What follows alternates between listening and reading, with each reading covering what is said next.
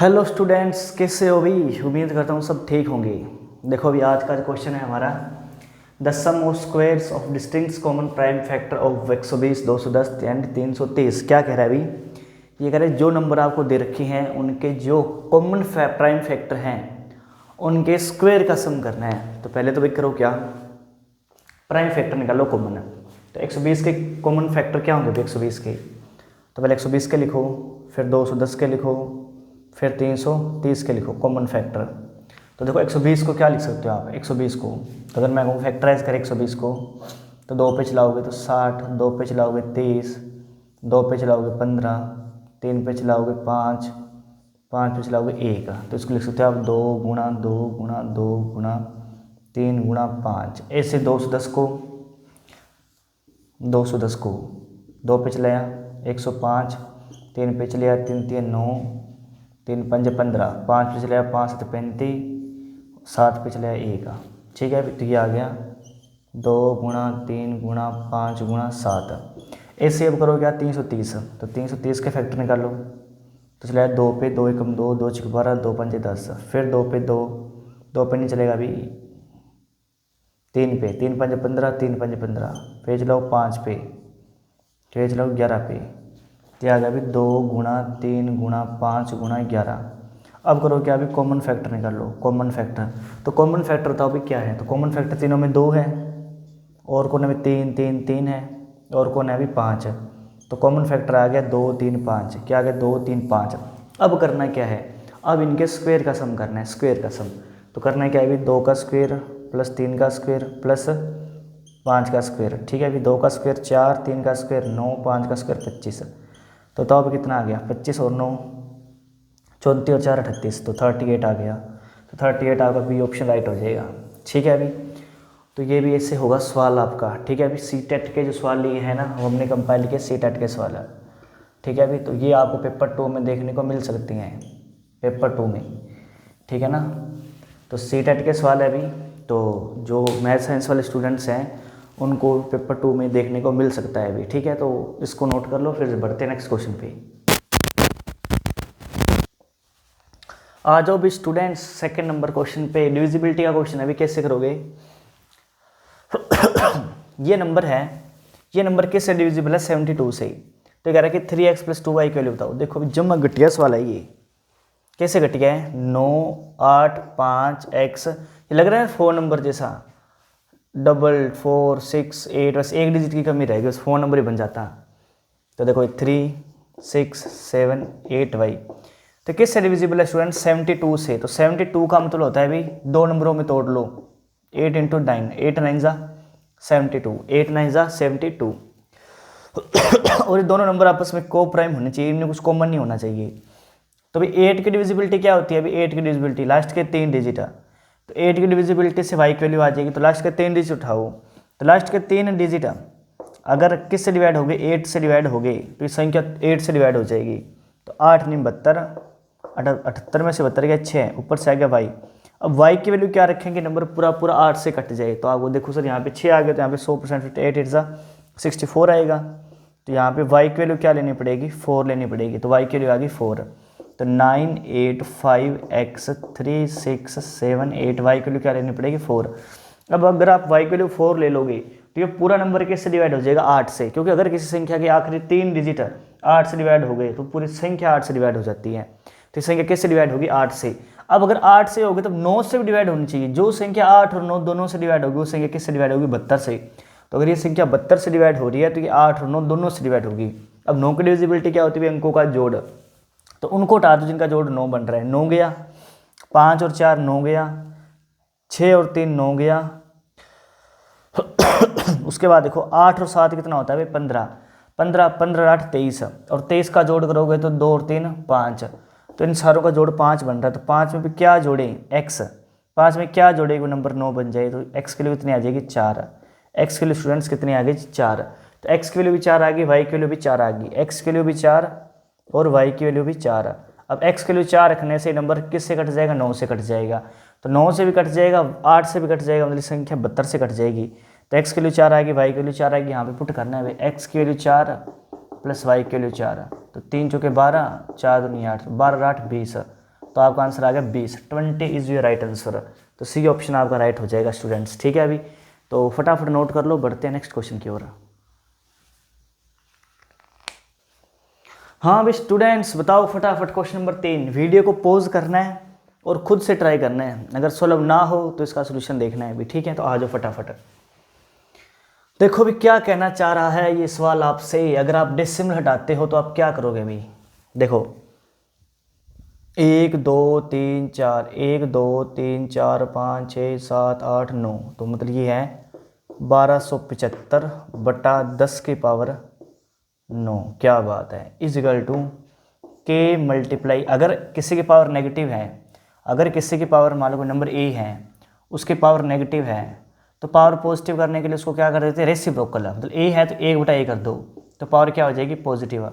तो ऐसे अगर मान के चलो 10 की पावर -7 है, इसको आप पॉजिटिव करना चाहते हो पावर को, तो क्या कर दो इस नंबर को रेसिप्रोकल, मतलब 10 है, 10/1 है तो 1/10 हो जाएगा, मतलब 10 डिवाइड में आ जाएगा और पावर क्या हो जाएगी, पॉजिटिव। ठीक है, अभी क्लियर है इतनी बात। अब देखो यहाँ पे, अब यहाँ पे क्या देखो, ये डिवाइड में है, इधर आके मल्टीप्लाई हो जाएगा, तो 1275 गुणा 10 की पावर 7 अपॉन 10 की पावर 9 इजिकल टू के, तो के की वैल्यू आ गई। तो यहाँ 10 की पावर 7 है, यहाँ 10 की पावर 9 है, तो भाई ये 10 की पावर 7 खत्म हो गया और यहाँ 10 की पावर 9 पे खत्म हो गया, तो मतलब ये हुआ कि मतलब यहाँ फिर मैं ऐसे तो कह सकता हूँ 10 की पावर 7 गुणा 10 की पावर 2, क्योंकि जब मल्टीप्लाई होता है बेस सेम होता है तो पावर जुड़ जाती है, तो 7 और 2 कितना होगा, 9, तो ये चीज़ है। तो 10 की पावर 7 10 की पावर 7 कट गया और बटा में कितना रहेगा स्टूडेंट्स, 1275 बटा 100, तो ये आगे भी के की वैल्यू, ये आगे स्टूडेंट्स के की वैल्यू, ये यूं कह लो कि के की वैल्यू कितनी आ गई, 12.75। ठीक है अभी और ये कह रहे हैं कि k/5 के लिए बतानी है, तो इसका अर्थ ये हुआ कि k/5 के लिए बतानी है, तो 12.75 को 5 से डिवाइड कर दो, तो काटो भी, 5 दूनी 10 पॉइंट लग गया 0, फिर ये बन गया 27, तो 5 5 25, 5 5 25, 2.55 आ गया स्टूडेंट्स, कितना 2.55। बी ऑप्शन आपका राइट हो जाएगा, बी ऑप्शन आपका क्या हो जाएगा, राइट। ठीक है, बहुत मतलब ये बढ़िया सवाल था ये। ठीक है, अभी सी टेट में आया हुआ सवाल है, पी टेट में आने के चांसेस काफ़ी ज़्यादा हैं। ठीक है, तो फटाफट नोट कर लो, इसके बाद हम आगे कंटिन्यू करते हैं अभी। हाँ भाई स्टूडेंट्स आ जाओ फटाफट, क्वेश्चन नंबर 4 पे। ये भी ट्रायंगल का सवाल है, कॉन्ग्रुएंसी का सवाल है। ठीक है, दो ट्रायंगल आपस में कॉन्ग्रुएंट है। कॉन्ग्रुएंट का मतलब समझते हो ना क्या होता है, ऐसी शेप जिसका साइज भी सेम होता है और शेप भी सेम होती है, उसको बोलते हैं कॉन्ग्रुएंट। ये कह रहा है अगर दो ट्रायंगल कॉन्ग्रुएंट है, अगर ABC और FED अगर दो ट्रायंगल कॉन्ग्रुएंट है तो इसमें से कौन सी कंडीशन लगेगी भाई, ये बताना है। तो हमेशा ध्यान रखना है, मान लो ट्रायंगल है हमारे पास, एक ट्रायंगल है हमारे पास, कौन सी ट्रायंगल है अभी, ABC, कौन सी ट्रायंगल है अभी, ABC। तो ABC वैसे थोड़ी छोटी बड़ी बन गई बट दोनों साइज सेम ही है, DEF ये दो। तो क्या होता है अभी, हमेशा AB की जो साइड है ना AB, वो उसके कोरस्पॉन्डिंग कौन होता है, FE। तो देखो AB है, ये AB है, गलत बना दिया, FED, F आना था FED, ये देखो। तो यहाँ पे जो लगा होता है ना AB के कोरस्पॉन्डिंग साइड कौन होती है, FE। ठीक है ना, AB के कोरस्पॉन्डिंग साइड कौन होती है, FE। ठीक है, अभी क्या बात है। फिर BC कोरस्पॉन्डिंग कौन होती है, ED। तो BC के कोरस्पॉन्डिंग कौन सी होती है, ED। ये देखो ये BC है, BC corresponding AD, AB corresponding FE। अगर ऐसे हो तो वो हमेशा कॉन्ग्रुएंट होती है। AC के FD, AC के कोरस्पॉन्डिंग कौन होती है अभी, FD। तो AC के कोरस्पॉन्डिंग कौन है, FD। ये तो होगी भी साइड की बात, साइड भी इक्वल होती है, कोरस्पॉन्डिंग साइड इक्वल होती है AC। और जो कोरस्पॉन्डिंग एंगल है, angle A equal to angle F। Angle B के कोरस्पॉन्डिंग कौन है, एंगल E। एंगल B के कोरस्पॉन्डिंग एंगल E। और एंगल C के कोरस्पॉन्डिंग कौन है अभी, एंगल D। तो एंगल C के कोरस्पॉन्डिंग कौन है, एंगल D। ऐसे होता है अभी। ठीक है, तो ये होती है कॉन्ग्रुएंसी का रूल। तो यहाँ पे देखो AB कह रहा है कि DE के बराबर है, तो AB DE के बराबर कहाँ पे है, AB तो FE के बराबर है, तो ये तो हो जाएगा गलत है। उसके बाद BC ED के बराबर है, ये कह रहा है BC FE के बराबर है, तो BC FE के बराबर है, नहीं है, तो ये भी हो जाएगा गलत है। उसके बाद ये कह रहा है एंगल B एंगल E के बराबर है, तो एंगल B एंगल E के बराबर है, ये बात तो भाई सही है, क्या बात है, क्या बात है। एंगल C जो एंगल D के बराबर है, तो यहाँ पे कह रहा है एंगल C F के बराबर है, तो ये गलत हो जाएगा। तो इसका C ऑप्शन राइट हो जाएगा। अभी बहुत प्यारा सवाल है, अभी बहुत प्यारा सवाल है, पेपर में आने के काफ़ी ज़्यादा चांसेस है इस टाइप के सवाल के। ठीक है अभी, तो फटाफट नोट करो, बढ़ते हैं नेक्स्ट क्वेश्चन पे।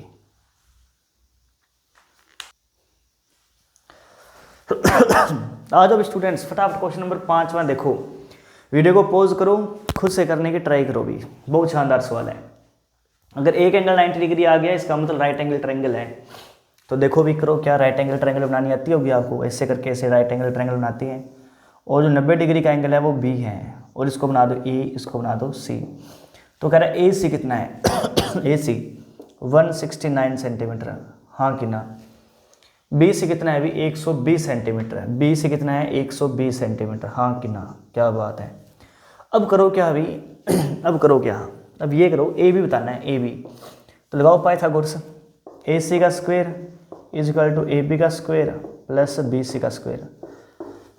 तो ए सी कितना है अभी? 169 का square is equal to A B का स्क्वायर। तो ए बी का स्क्वायर कितना होगा अभी? ए बी तो पता करना है, प्लस बी सी का स्क्वायर, तो 120। तो अब सर ये तो बहुत बड़े नंबर आ गए, ये तो बहुत बड़े नंबर आ गए, तो इनका स्क्वायर कैसे निकालेंगे? तो देखो अभी स्क्वायर कैसे निकालेंगे। अगर मान लो मैं आपको ये बोलूँ कि 169 का स्क्वायर निकालना है, तो ये कॉन्सेप्ट है अलग से स्क्वायर का, समझेंगे कभी। शायद मैंने करा भी रखा होगा, वीडियो कैलकुलेशन वाले जो पार्ट्स है ना, वहाँ पे करा भी रखे हैं स्क्वायर कैसे निकालते हैं। तो इसका स्क्वायर कैसे निकालोगे? तो 169 किसके लिए है? बेस 150 की, तो बेस ले लो 150। तो 150 से कितना ज़्यादा है अभी? 19 का स्क्वायर 361, 19 ज़्यादा है, 19 और जोड़ दो भाई, 9 और 9 18, 6 और 1 7 और 1 8, 188। अब ये कितना गुना है 100 का? 100 का कितना गुना है? 150, 1.5 गुना, 1.5 का मतलब 3/2, तो 3/2, तो 2 पे काटोगे तो 2 ने 18, 2 चुके 8, 94 दिया, 4 × 12, 9 × 27, 1 28, 282। तो यहाँ आ जाएगा 282, और 3 आ जाएगा इधर, तो आ गया 285 का 8, कितना भी? 285 का 8। तो 169 का स्क्वायर कितना होता है? 285 का 8 is equal to A B का स्क्वायर प्लस 120 का स्क्वायर। किसका भी? 120 का स्क्वायर। 120 का स्क्वायर, तो 12 का स्क्वायर कितना होता है? 144, और 0 है तो डबल हो जाएगी, ये आ गया। तो अब इसको इधर ले आओ, तो 28561 minus 14400 is equal to A B का स्क्वायर। ठीक है अभी, अब करो क्या अभी? 1 में से 0 गया 1, 6 में से 0 गया 6, 5 में से 4 गया 1, 8 में से 4 गया 4, और 2 में से गया 1, ये आ गया 14161, और स्क्वायर इधर आके स्क्वायर रूट हो जाएगा is equal to A B का। अब बताओ किसका स्क्वायर हो सकता है? तो 123 का स्क्वायर तो हो नहीं सकता, क्यों? क्योंकि 123 का स्क्वायर करोगे तो 3 का स्क्वायर 9, तो लास्ट में 9 आएगा, तो यहाँ पे तो 9 है नहीं। अगर 119 का स्क्वायर करते हो आप, 119 का, तो 119 का 9 9 81, लास्ट में 1 आ रहा हो, 1 का स्क्वायर 1, 9 का स्क्वायर 81, 1, मतलब इनमें से कोई एक होगा। तो सोचो भी ये किसके आसपास है, सोचो। अगर मान लो मैं कहूँ 110 का स्क्वायर निकालो, 110 का स्क्वायर, तो 11 का स्क्वायर कितना होता है? 121 और 00, तो मतलब ये हुआ कि 110 का स्क्वायर होता है 12100, और ये 12000 से ज़्यादा है, तो इसका मतलब ये तो 109 का तो होने से रहा।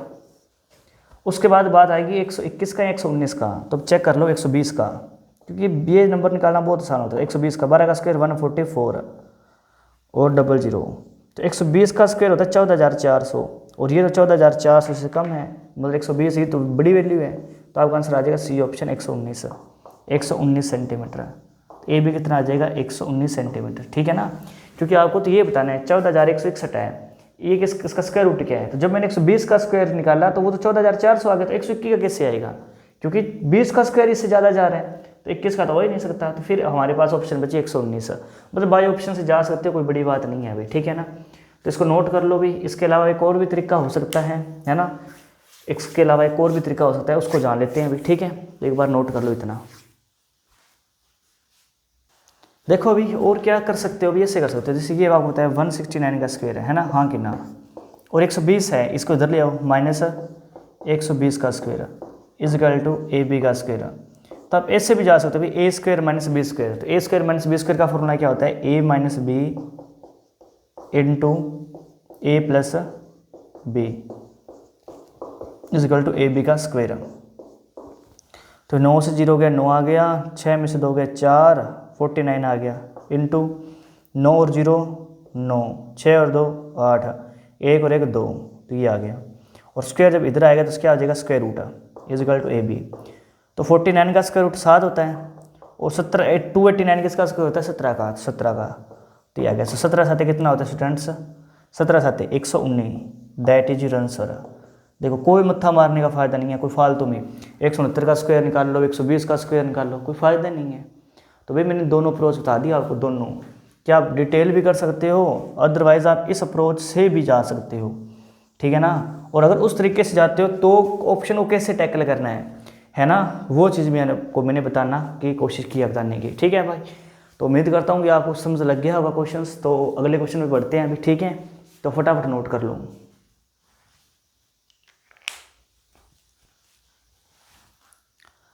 हाँ अभी स्टूडेंट्स आ जाओ, अभी मैं कह रहा हूँ ये सवाल बड़ा जहरीला सवाल है। जहरीला तो क्या है अभी, देखो क्या होता है, वॉल्यूम दे रखा है सिलेंडर का, तो वॉल्यूम का फॉर्मूला क्या होता है अभी, वॉल्यूम का, तो वॉल्यूम का फॉर्मूला आता है पाई आर स्क्वायर एच, और वॉल्यूम दे कितना रखा है 7392 सेंटीमीटर क्यूब जो भी है, तो पाई आर स्क्वायर एच। भाई एक तरीका तो आपके पास ये है कि यहाँ से आप हाइट दे रखी है आपको, हाइट की वैल्यू लगाओ और यहाँ से रेडियस निकाल लो, और रेडियस आ जाएगा तो उसके बाद आपको क्या निकालना है, area in centimetre square of its base. भाई मिशन ध्यान रखना, जो सिलेंडर होता है ना, सिलेंडर का चाहे टॉप कह लो चाहे बेस कह लो, चाहे सिलेंडर का टॉप कह लो या फिर बेस कह लो, ये हमेशा किस शेप के होते हैं, सर्कल शेप के। ये क्या होता है सर्कल, सर्कल। तो अगर आपको बेस का एरिया निकालना है या टॉप का एरिया निकालना है, इसका मतलब आपको सर्कल का एरिया निकालना है। क्या निकालना है, सर्कल का। और सर्कल का एरिया क्या होता है, पाई आर स्क्वायर। तो पाई आर स्क्वायर, तो यहाँ से अगर आप एक तरीका की हाइट दे रखी है तो आप यहाँ से डायरेक्ट क्या निकाल सकते हो, रेडियस निकाल लो, रेडियस पता चल गया तो फॉर्मूला लगा दोगे एरिया का पाई आर स्क्वायर। पर मैं यहाँ पे आपको एक यूनिक तरीका बताना चाहूँगा कि आपको रेडियस निकाल के और एरिया निकालने की जरूरत नहीं पड़ेगी, ठीक है। क्यों नहीं पड़ेगी वो आपको बताता हूँ मैं। अब एक चीज़ बताओ, अगर मान के चलो मुझे चाहिए सर्कल का एरिया, तो सर्कल का एरिया क्या होता है पाई आर स्क्वायर, और पाई आर स्क्वायर यहाँ पे है ही मौजूद पहले से ही। तो मैं करूँ क्या कि मैं बस जस्ट इतना करूँगा, इस एच को इधर डिवाइड में ले आऊँगा, तो वॉल्यूम को अगर आप डिवाइड कर दोगे हाइट से तो आपके पास आंसर क्या आएगा, पाई आर स्क्वायर, जो कि क्या है area of circle, area of circle. बस इतना ही करना है, मतलब कि वॉल्यूम का हाइट के साथ रिलेशन बन गया, ठीक है। अभी नोट कर लो, पेपर में डायरेक्ट अगर रिजल्ट आ गया, पेपर में डायरेक्ट क्वेश्चन आ गया ऐसे ही, तो आप डायरेक्ट वॉल्यूम को हाइट से डिवाइड करोगे ना, तो आपको डायरेक्ट क्या आ जाएगा, एरिया ऑफ सर्कल आ जाएगा। मतलब फालतू में टाइम वेस्ट करने की जरूरत नहीं है कि पहले रेडियस निकाल लो फिर आप क्या निकालो, उसका एरिया निकाल लो, फायदा नहीं है अभी। तो डायरेक्ट करोगे वॉल्यूम को हाइट से डिवाइड करो, तो वॉल्यूम कितना है आपके पास 7392, हाइट कितनी है अभी, हाइट 12, तो 12 से डिवाइड करो तो 616 आ जाएगा, 616 सेंटीमीटर स्क्वायर, जो किसकी वैल्यू है पाई आर स्क्वायर की। और पाई आर स्क्वायर क्या है अभी, सर्कल का एरिया, और सर्कल क्या है हमारा बेस। तो आपका आंसर आ गया सी ऑप्शन, ठीक है अभी स्टूडेंट्स। बहुत शानदार सवाल है अभी, यहाँ से मैं उस नया कंसेप्ट बताने की कोशिश करी है मैंने यहाँ पे, ठीक है। अभी बढ़ते हैं नेक्स्ट क्वेश्चन पे, भी फटाफट नोट कर लो।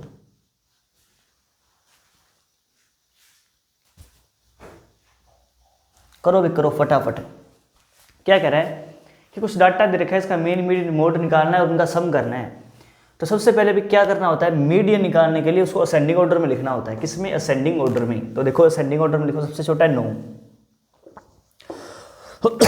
उसके बाद भी 9 के बाद 9 9 9 10 है 11, 11 के बाद 12 नहीं है, 13 13 13 13 नहीं है, 14 14 ये रहा, उसके बाद 15 16 17 17 18 19 20 21 22 23 24 25 26 27 28 28 29 30 30 आ गया, 30 के बाद 31 32 30 2 है ना, हाँ 30 एक ये रहा अभी 30, उसके बाद 31 32 33 34 35 35 के बाद 36 36 के बाद अच्छा एक 28 भी रहेगा अभी, एक 23 28 23 28, ठीक है। उसके बाद देखो अभी 36 के बाद 36 के बाद 36 36 36 के बाद 48 48 48।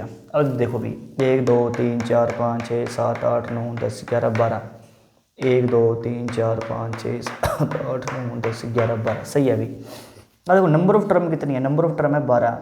तो भी मीडियन निकालने के लिए क्या करते हैं, मिडिल टर्म निकालने के लिए पहले तो करते हैं n/2, इतनी टर्म लेते हैं एंड इससे अगली टर्म लेते हैं, फिर इनके निकालते हैं एवरेज, ठीक है। अभी ये होते हैं मिडिल टर्म, मिडल टर्म।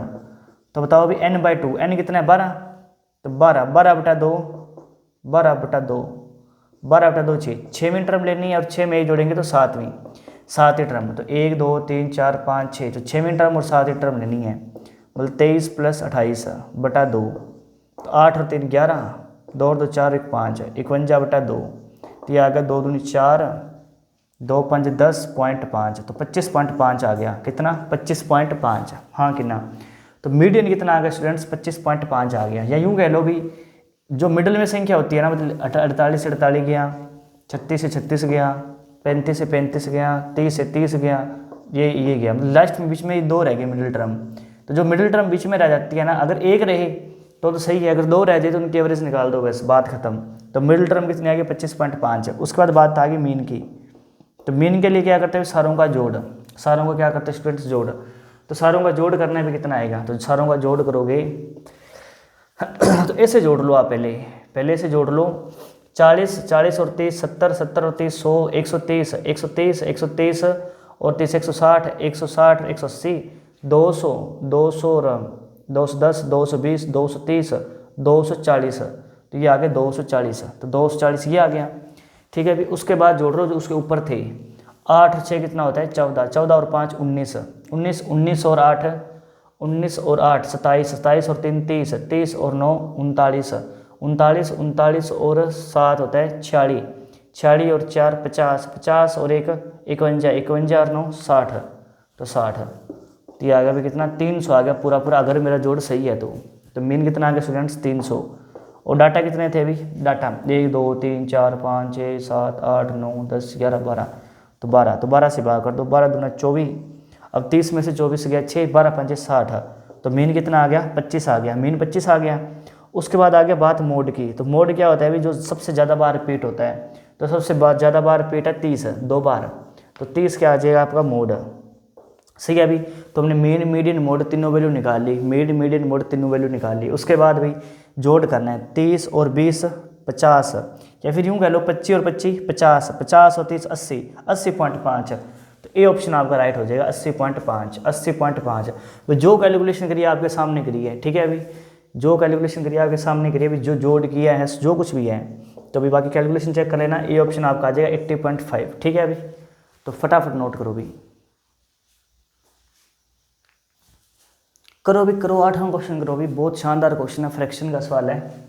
ये कह रहा है रेशनल नंबर दे रखा है, 2 फ्रैक्शन है -5/6 एंड 7/9, इनके बीच में इनमें से कौन सी फ्रैक्शन है जो इनके बीच में आ रही है। अभी काफ़ी इंपॉर्टेंट चीज़ है। तो पहले देखो कि इनकी वैल्यू क्या आएगी। अगर मान लो मैं हूँ -5/6 है, इसका मतलब क्या है, तो अगर डिवाइड करते हो तो ये 0.6848 2 6 3 18, मतलब 0.83 समथिंग आ गया, एंड 0.9 ज़्यादा हो गया, 9 7 63 9 7 63 0.77 समथिंग आ गया। इसका इनके बीच में वैल्यू निकालनी है आपने, डिवाइड कर लिया इनके बीच में वैल्यू। तो यहाँ पे अगर आप वैल्यू निकालते हो तो आ जाएगा -0. अब ये आ गया 240, तो 25 नया होता है 225। अब 240 में से 225 क्या 15, 150 तो 15 छिके 150, 0.96 आ गया। अगर इसको सोल्व करते हैं तो ये आ गया 0.220, तो 25 नया 225 ज़्यादा हो गया, तो 25 8 220, फिर 25 8 200, 0.88 आ गया, ठीक है। अभी कैलकुलेशन चेक करें ना वैसे, तो ये आ गया 0.30 4 7 28 4 5 20, और ये आ गया 0. कितना होगा अभी, कितना होगा 5 8 40, 0.8। तो मतलब इनमें से कौन सी वैल्यू है जो 0.83 से लेके 0.7 के बीच में आ रही है। तो अगर ये वैल्यू देखो 0.96 है, तो इसके बाद में इधर आएगी -0.96, और 88 है वो भी यहाँ पे ही आएगी बीच में इनके, -0.88 है, क्योंकि 83 है तो 88 तो इधर ही आएगा भाई, हाँ कि ना, ठीक है। नहीं पल्ले पट रही क्या। इसके बाद में आएगा 0.88, फिर इसके बाद में आएगा 0.96, इस तरह से, ठीक है। अभी क्लियर है इतनी बात। तो ये 2 ऑप्शन तो अभी हो गए कैंसिल। अब रहेगा 0.75 0.8। अब ये पॉजिटिव का नंबर है 0.8, तो इसके बाद में आएगा 0.8। तो 20 के बीच में कौन सा नंबर आएगा फिर? तो इसके बीच में सी ऑप्शन आएगा 0.75। 0.75 ये 77 है, ये 75 इससे छोटा है, और ये नेगेटिव है तो इससे पॉजिटिव है तो इससे बड़ा है, तो इससे बड़ा है इससे छोटा है। ठीक है अभी, तो आपका सी ऑप्शन राइट हो जाएगा 0.75। ठीक है अभी, बस अप्रोक्सीमेटली डिवाइड करना होता है, मन मन में फटाफट लो हो जाएगा अभी। ठीक है, तो नोट करो फटाफट। इसके बाद बढ़ते हैं नेक्स्ट क्वेश्चन पे। देखो स्टूडेंट्स, क्वेश्चन नंबर 9 को देखो क्या कह रहा है। The value of y which satisfy for the equation, मतलब y की वैल्यू इसको सेटिस्फाई कर रही है, आल्सो सेटिस्फाई मतलब इनमें से किसको सेटिस्फाई करेगा। बस सिंपल है, करो क्या अभी, जमा घटिया लेवल का सवाल है ये, जमा घटिया। तो 3 - 5y अपॉन 23 इजिकल टू, अगर यहाँ पे सोल्व करते हो तो y + 1, ये बार आओगे तो बार माइनस पड़ेगा, साइन चेंज हो जाएंगे, तो माइनस का 2y माइनस का 4,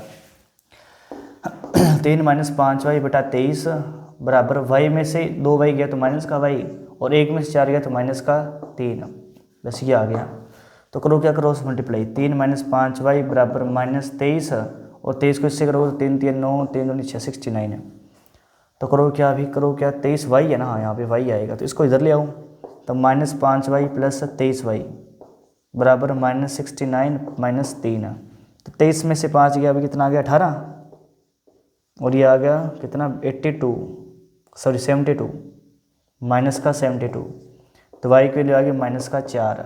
सही है अभी, क्योंकि 72 को 18 से डिवाइड करोगे तो 1872 -4 आ गया। अब तो अब इनमें से वैल्यू पुट करके देखो किसको सेटिस्फाई कर रहा है, -4 कौन दे रहा है। तो अगर यहाँ पे देखो तो -4 को 2 से करो -8 है, तो -8 + 3, और यहाँ पे माइनस y कितना है, -4, तो -4, तो बताओ अभी माइनस माइनस प्लस हो जाएगा, तो -8 में से 3 गया तो माइनस का 5, और ये आ गया माइनस माइनस प्लस, तो 4 और 1 5, तो क्या इक्वल है, तो नहीं है, तो ये ऑप्शन गलत हो जाएगा। इससे बी चेक करो, बी चेक करो भाई, 4 दूनी 8, तो -8 - 3 -4 -1, क्या इक्वल आ रहा है, नहीं आ रहा। अब यहाँ पे चेक करो, 4 × 3 = 12, तो -12 + 4, और -4 -4, तो 12 में से 4 गया -8, तो -8 बराबर -8, ये सेटिस्फाई हो रहा है, ये नहीं होगा। इसका मतलब सी ऑप्शन आपका राइट है, 3y + 4 = y - 4, ये वैल्यू सेटिस्फाई कर रही है, ये वैल्यू सेटिस्फाई कर रही है। तो नोट करो स्टूडेंट्स फटाफट। इसके बाद बढ़ते हैं हम आज का जो लास्ट क्वेश्चन है 10वां उस पर। ठीक है अभी, आ जाओ फटाफट। देखो अभी स्टूडेंट्स, क्वेश्चन को क्या करो, अभी पॉज करो, वीडियो को पॉज करो। क्वेश्चन को तो कैसे पॉज करोगे, वीडियो को पॉज करो, वीडियो को पॉज करो और क्वेश्चन को खुद से ट्राई करने की कोशिश करो। हो गया तो बढ़िया बात है, ना हुआ तो भी सोल्यूशन देख सकते हो आप। ये कह रहा है इसमें बताना है आपने क्या क्या बताओगे, इसमें ये बताना है कि इनको सोल्व करेंगे तो x का जो कोफिशिएंट आएगा ना वो k होगा, तो k की वैल्यू यहाँ पे पुट करके उस वैल्यू बतानी है, सीधी सी क्या है। देखो भाई, अगर हमको लॉजिक लगाए बढ़िया सा, तो आंसर हमारा आना चाहिए ओड नंबर। क्या आना चाहिए, ओड, ओड आना चाहिए, क्योंकि इवन में से ओड घटाओगे तो क्या आता है भाई, 2 क्या क्या है, 2k क्या है, 2k अपना है, 2k क्या है अपना इवन नंबर है, 2 का मल्टीपल है, और इवन में से ओड जाएगा तो क्या आएगा, ओड है, तो ओड आना चाहिए। तो ए तो नहीं आएगा, इनमें से कोई एक आएगा। कई बार ऑप्शन ऐसा होता है कि ओड एक ही पड़ा होता है, बाकी सारे इवन होते हैं, तो बाई ऑप्शन से भी टिक कर सकती हैं, बाकी सवाल वो करती हैं। करो भी सोलह, तो करो क्या भी, x × x 2x², क्या बात है, x × 1 x, 1 × 2x 2x, 1 × 1 1, क्या बात है, x × x x², x × 1 -x, 2 × x 2x, -2 × 1 -2, बस खत्म। तो 2x और 1x² तो 3x² प्लस x - x खत्म, 2x 2x 4x, और 2 1 में -2 घटाया तो -1। तो ये कह रहा है x का कोफिशिएंट k है, x का कोफिशिएंट क्या है स्टूडेंट्स, 4, तो इसका मतलब k की वैल्यू कितनी आ गई, 4, k की वैल्यू आ गई 4। तो हमें बताना है 2k - 9 की वैल्यू, तो 2 × 4 -1, सॉरी ये तो 9 ही आएगा, तो 2 चुके 8, 8 में से 9 गया तो -1, तो -1 is your right answer. D option आपका राइट हो जाएगा, डी ऑप्शन। ठीक है स्टूडेंट्स, तो काफ़ी बढ़िया सवाल थे भैया आज के सारे जो क्वेश्चंस थे वो सी टेट का जो पेपर 2 है ना, सी टेट के क्वेश्चंस लिए हुए थे। तो मुझे काफ़ी बढ़िया लगे थे क्वेश्चन। तो पेपर 2 के जो बच्चे हैं मैथ साइंस वाले, तो उनके पेपर में ऐसे क्वेश्चन आने के चांसेस बहुत ज़्यादा है अभी, तो इन क्वेश्चंस को भी नोट कर लेना, ठीक है। अभी तो हम आपके लिए डेली ऐसे क्वेश्चंस लाते रहेंगे। तो ठीक है, मिलते हैं आपको नेक्स्ट वीडियो में। Okay, thank you.